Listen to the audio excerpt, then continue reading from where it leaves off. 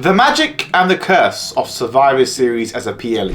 Really the black sheep of the family when it comes to the 4 big PLEs in the year. Personally, it's one of my favorites. The reason why I say this, Survivor Series is a time in the year, irrespective of whether it's the current format it's in, or the more traditional format we had. This PLE is always a moment in time where superstars from opposing shows, opposing angles all come together for sometimes a valid reason and sometimes a bit of a lack of a reason. And it's not the only time in the year where we see integration between shows, brands and superstars. Yes, we get it at the Royal Rumble, which is arguably everyone's favorite PLE, understandably so. However, during the Royal Rumble, these stars are only having interactions to be the last man standing in the ring. So by default, they are face to face.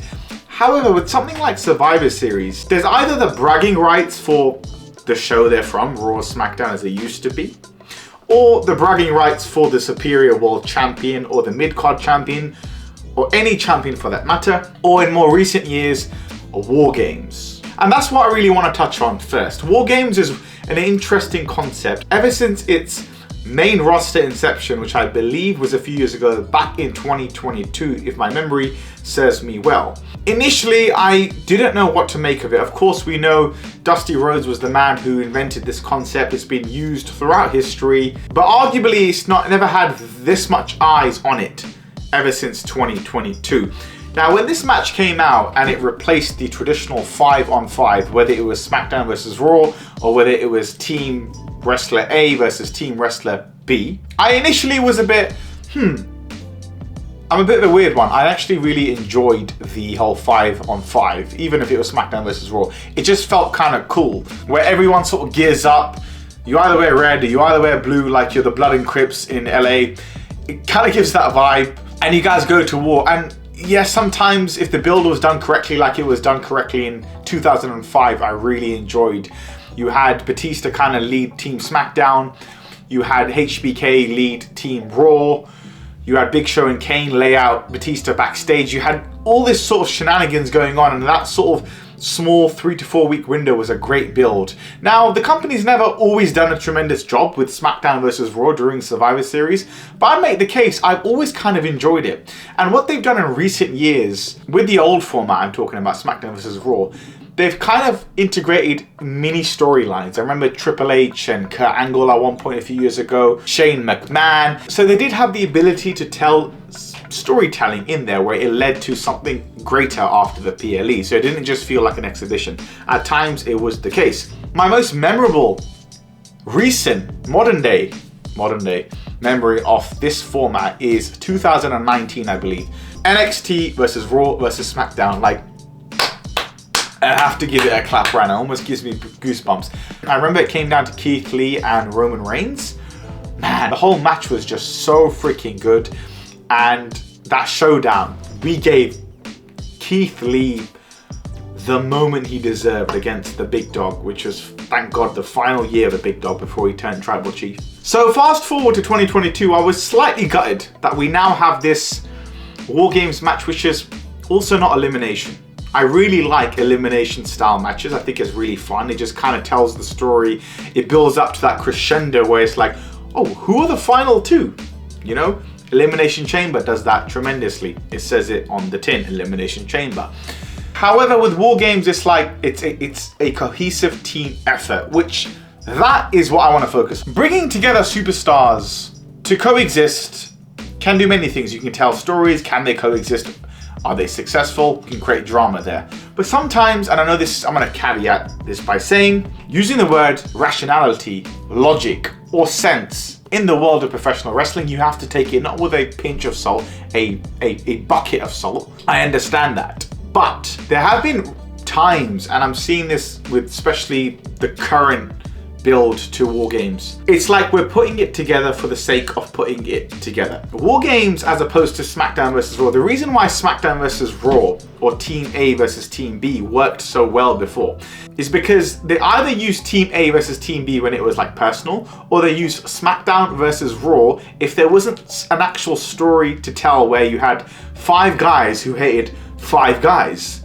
I kind of thought of the burger place when I said 5 guys, but you know what I mean? 5 versus 5 in a double steel cage environment just sounds personal. And given that Survivor Series takes place in November, the fall of the year is never really a peak period for wrestling, at least the WWE. Meaning storylines aren't at their peak. They start to pick up in January, heading into the road to WrestleMania. So right now, most titles are kept on champions. Obviously, you have outliers. I know AJ Styles won the championship, the WWE title, back in like late 2017. There's been outliers, but for the most part around this period, there isn't juicy storytelling going on or character work. And because of that, placing something like War Games, which has to feel personal, there's a reason why these 5 guys are going to team up and go and try and decimate the opposition. We've kind of cornered ourselves, eliminating the whole SmackDown versus Raw, because remember, the SmackDown versus Raw concept, the reason why that worked, although sometimes it was like, does it really feel important? It feels more like an exhibition. Yes, because we always have the draft, and some years we have more drafts than others, and some periods we had less drafts than others. So superstars, were they really loyal to the brand? I don't know.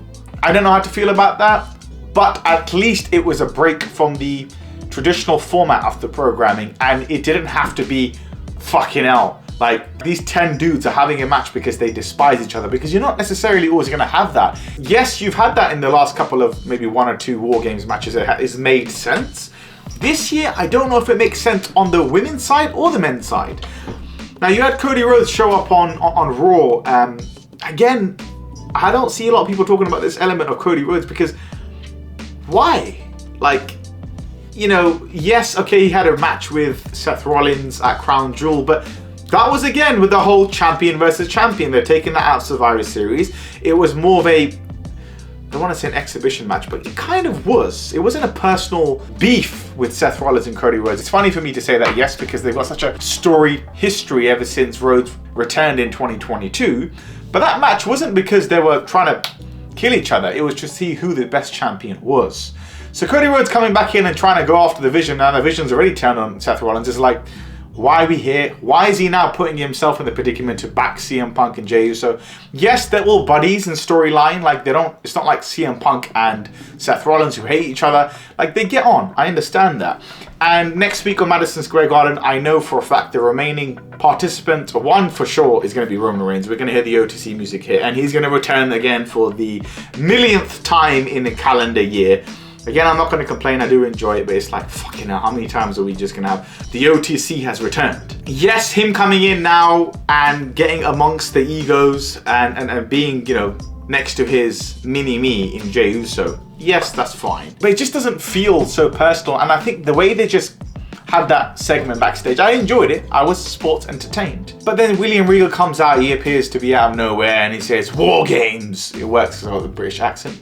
See that? But it's like, why are these guys, okay, Jey Uso, CM Punk kind of had a bit of a story going on recently. They're kind of on the same side. They've got respect towards each other due to their match for the vacant World Heavyweight Championship. But isn't Jey kind of going through his midlife crisis where he's like, fuck everyone, fuck my family, but all of a sudden he wants to be CM Punk's best friend? I think Cody Rhodes, again, this honestly, Cody Rhodes aspect does not make any sense to me. Why the hell is he on this? Why was he on Raw?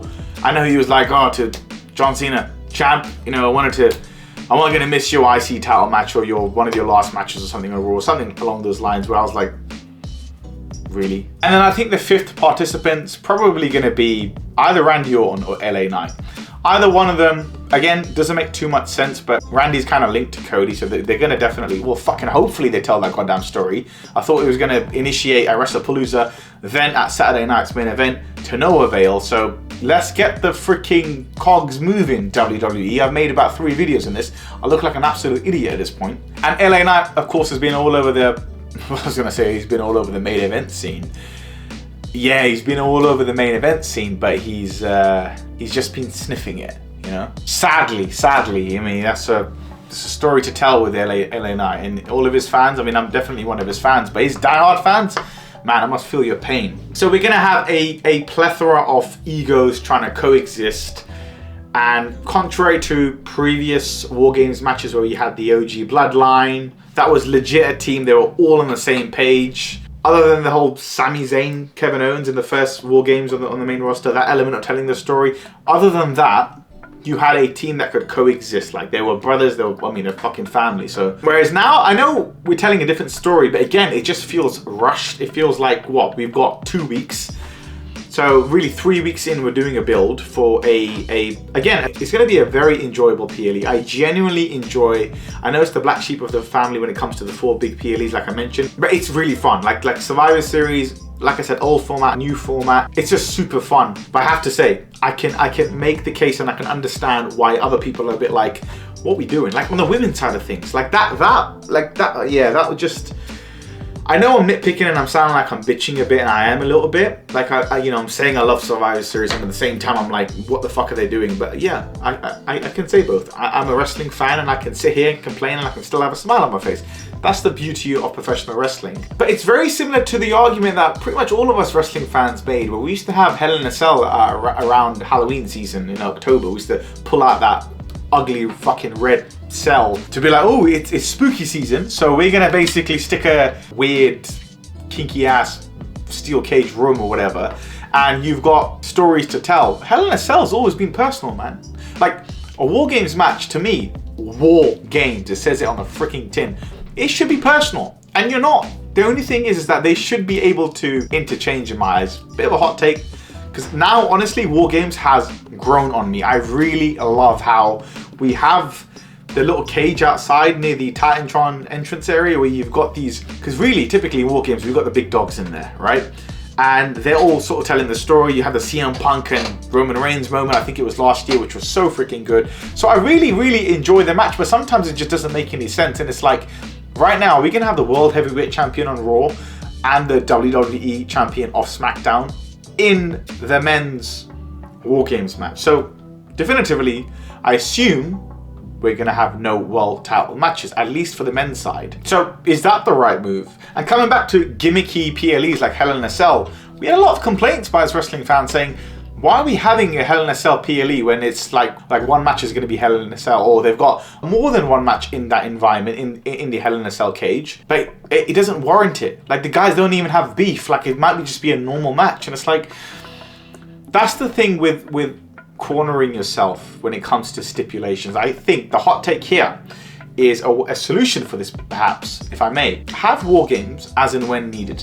It's part of Survivor Series now. If that year doesn't have, like, you know, at least, okay, if not the entire 10, maybe 6 or 7 participants that have some sort of reason to fucking go nuts at each other, don't stick them in a double cage. Go back to do a SmackDown versus Raw. Why do I say go back to doing a SmackDown versus Raw? I'm not saying do it all the time. Again, War Games has grown a lot on me. Its inception on the main roster, that is, 2022, I was a bit iffy. After the first one, the second one, I started loving it, and I've enjoyed all of them, to be honest with you. But I still enjoy the SmackDown versus Raw, so why can't we do both? Looking at the calendar year, do an assessment to see what's going on with the programming. Where are we right now with the characters? Does it make sense for us to get a War Games match? Does it make sense for us to call the great legendary William Regal out so we can bust out the 2 words that we all love? Does it make sense? If it doesn't, everyone's gonna, the Crips, you whack on your Blues, and the Bloods, you guys whack on your red outfit for Raw and SmackDown. Like, that makes more sense, and it's still super enjoyable, at least in my eyes. And just on a side note, I mean, with the recent, and I have to say this, the recent uplift in WWE programming on Raw and SmackDown, like what they're doing with the MFTs, pretty good on SmackDown. Makes me think, are they going to be in a War Games match? They've been constantly teasing the Wyatt 6 and the MFTs, which, by the way, really good programming. I'm enjoying the direction they're taking. They're giving both factions that significance, that overused word, aura. Do they get their own War Games match? Are we gonna have like 3 War Games matches? I don't know. Again, they're open to trying things, I feel like, in this era at least. It's not perfect, as far from it. So I know I've contradicted myself many a times, but overall, Survivor Series holds a personal place in my heart, and I'm gonna be glued to my freaking TV to see, and especially this year, because it looks like we're having both world champions. Like we're having pretty much all the world champions involved in the War Games matches. Pretty cool. And we know we're gonna have some clashes. Like we are gonna be You know, people are going to be whipping out there, you know what, saying, oh, mine's bigger than yours is smaller than mine, X, Y, and Z. We're going to have all of that involved. So I am really, really looking forward to it. Does it make a lot of sense, especially this year? The most logical answer, no, it really doesn't. And that's why I wanted to address this. And that's why I think they should have a backup plan in the calendar years for the future. Guys, if there's no storytelling to tell, we're doing SmackDown vs. Raw. And again, the reason why I say SmackDown vs. Raw would work in this era alongside War Games every now and then is because of the general managers we have on both shows. Nick Aldis and Scrap Daddy, as he's called online for some weird reason. It might be to do with his old wrestling name. I know he used to be a wrestler back in the day. Adam Pearce. They do such a good job on both shows, like to manage, and like they have enough TV time. They have enough of a significant role. They're similar yet so different, and they have a solid contrast too. I think them lining up their best boys and girls from each show, and then they start invading the shows, like, oh, to be fair, say invading, and you're getting all these superstars crossing shows anyway, but they get a bit strict around this season. I think it could work. Like next year, if we have the same situation, you don't have 10 guys to go and slit each other's throats, put them in Raw and SmackDown clothes, and get the general managers to start getting their egos out, coming out, causing chaos, just like it was back in 05, 06. And we've got a balanced Survivor Series PLE. We don't have to call it a black sheep of the family when it comes to the big four for the year. But anyways, that's everything from my end. I just wanted to ramble about Survivor Series. I appreciate any of you guys that listen.